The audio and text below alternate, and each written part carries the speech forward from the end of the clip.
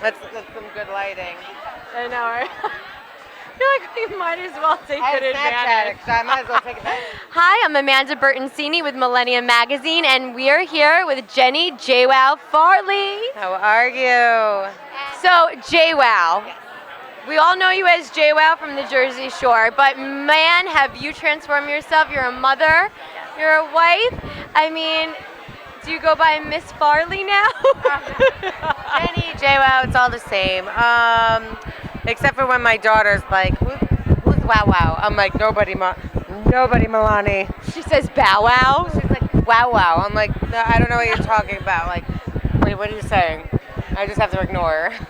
And later on, she's gonna be like, "Why was mommy wow wow?" No, she's gonna be like, why can't I go out? You peed behind a bar and you won't let me. Yeah, I'm like waiting for that conversation. You're gonna have to figure that out. Yeah. We're gonna have to figure that out. You know, it's really sweet how we actually watched you with Roger on television, and you're really a fairy tale that we can watch, and you can watch your life as you guys met. It's just so beautiful, and you can watch it over and over if you want to. I know. Nicole and I say all the time, like, we actually met our husbands on the show. Yes, First Nicole, dates, everything. And our daughter being born, engagements, weddings, like, we truly have it captured for us for a lifetime. And that is so invaluable. Yeah. Yeah, exactly. But you have transformed into, I mean, you were always such a favorite of mine, but how do you think motherhood has changed you? Roger has said lately, since our son's been born, he's never seen me the way that I've been, like in such a positive way. He always looks at me and goes, man, being a mother has changed you so much for the better. I personally don't notice, but then I like take a step back and I'm like, well, I know I developed better patience, better understanding of what it's like to be a 2-year-old and that hard knock life. But not only that, like love and your heart just like grows and expands in a way that like I never thought possible. What kind of mom are you? Are you very hands-on, no one touch my baby, or are you kind of like more free? 50-50. 50-50. Like, do what I say, and then you can do it. But if you try and like parent my kids, then I like become the mama bear. But I don't want my kids to be sheltered. I want them to love other human beings. I want them to feel I want it to be natural for them to go to other people and know like cousins and aunts and uncles and like to take care of them so they're not so clingy. But as long as those people respect my boundaries. And I'm same with Roger, and we love it. But I'm the disciplined one. I'm the one that's I could see that. Yeah. I could see that because I feel like you could also discipline Roger. Yeah, well, that's the thing. I'm like, you're the freaking 255 pounds of teddy bear. Like, especially when it comes to like our 25-pound daughter. I'm like, oh my God, like. Especially with daughters, right? Yes, I have to put the smack down. And because I think our daughter was born first, he's become such a softie with our son. And so Grayson, we call him our little needy boy because he's just like this little needy, chubby wubby, but like he can't do any wrong because he's the second, so. He's gonna be the prince. Oh, totally. He's gonna be the prince. I was saying that to him this morning at 5 a.m. after 4 hours of sleeping. He woke me up, and that's all I got last night. And I was like, believe you had 2 babies. I was like, you're my prince. I love you. You're gonna be the king one day. I was like, I'm just gonna bite my tongue because I only got 4 hours of sleep, and now I'm up, and I was like so tired. But yeah, he's my heart. You're always going to be cool, mommy. Like, that's just, yeah, you always are. I can tell. I mean, and also, you have so many businesses and brands. You have your cosmetics line. You have the health and fitness line, tanning lotion. I mean, it's endless. Your YouTube channel also is skyrocketing. I mean, it's so much fun to watch. How do you balance it all? Do you have a day for each thing that you're doing, the calendar, like YouTube day, fitness day? How do you do it all and then be a mom? So Nicole and I, the best thing about our YouTube and our Go 90 shows is we film twice a week. So we call it play dates because our kids get together, we shoot our show, and we get to work with our kids. If there was a goal, like a huge dream of mine, and it was, what do you want to be? I want to be a working mom, but I want to be a working stay-at-home mom.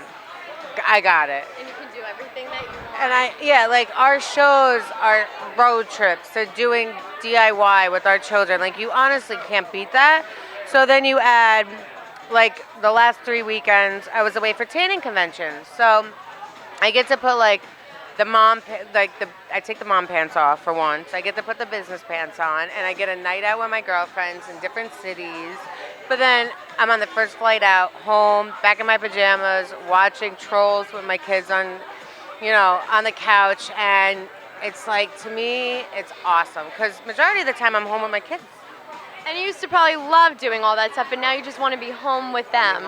I want to be home, but I love that 2-3 days a month that I get that break to realize, wow, I'm still hot. I still got it. Yeah. I put like a nice outfit on. I go get dinner and drinks with my girlfriend. Mind you, I went out last weekend in Kansas City, and I was drooling on my pillow at like 11:30 at night. Like that would never be back in the day. It'd be like 11 in the morning. Oh yeah, it was probably a lot earlier than that, and then up at the convention at 7 a.m. But I was like, yeah, I went hard last night for 35 minutes. I think you got used to the partying life. You're done. You're done. But you put on those mom pants as well. And I want to ask you now, with this Nylon Project, how connected are you to it, and what made you sign up with Jordana and this beautiful project? Well, once I read the backstory, how can you not want to be a part of something like this? But I was telling other people I experienced seeing a homeless person for the first time when I was 20, moving to New York City for college. And I came from a very small town in upstate New York. So when I arrived to go to school and I got off the subway and I saw the man, the first thing I noticed was everyone around him ignoring him.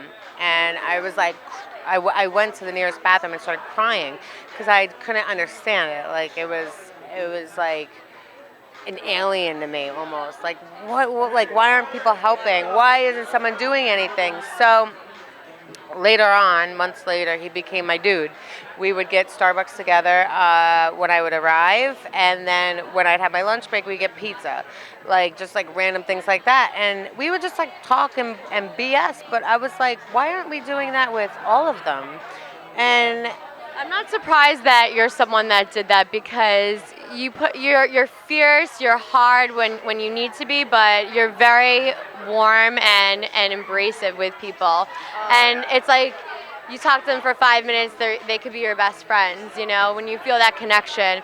And I feel like I can't believe Jordana is the first one that can actually make a New York Fashion Week presentation into also a donation. 50% is going to the proceeds for homelessness, and she has a goal that she's reaching today for the amount of meals that they're receiving. Right? It's 1,500? Yeah, 1,500 meals. So she exceeded her goal, I think, today. That, oh my God, that gives me teary-eyed. That gets me so excited because, mind you, when I went to college, and this happened over 10 years ago, and I always said, why aren't people doing more? And then I would always get the response, but there's so many of them. But I would be like, that doesn't make sense because there's so many more of us. If one person on a block, out of the 1,000 that walk that block, take their 5 minutes and get that $1 pizza and that $1 Coke and sit down and on the bench and be like, what's going on in your life? What happened here? And for the fact that, it's better late than never that it's 2017 and there's a fashion, designer and people like Jordana that are let's put this together, let's create this, let's make this happen, that I'm hoping within the next couple of years that becomes the norm. They just go hand in hand on some level where, and we can bring awareness so people start thinking like me almost, where they see the person on the block and they're like, why don't I ask them if they want anything? Right. And it seems so simple, but yet it's so ignored at the same time. And it can be you, and that's the hashtag that's going on right now. And we're so happy to be part of this. And thank you so much for taking the time to speak with us. We love you, love you, love you. I love you. Thank you so much for talking to me. This was awesome. And I'm just glad to be here, and I'm glad that they invited me. Oh, we're so happy to have you. Thank you so much. Hear more about what she has to say, and stay tuned, millenniummagazine.com. See you there.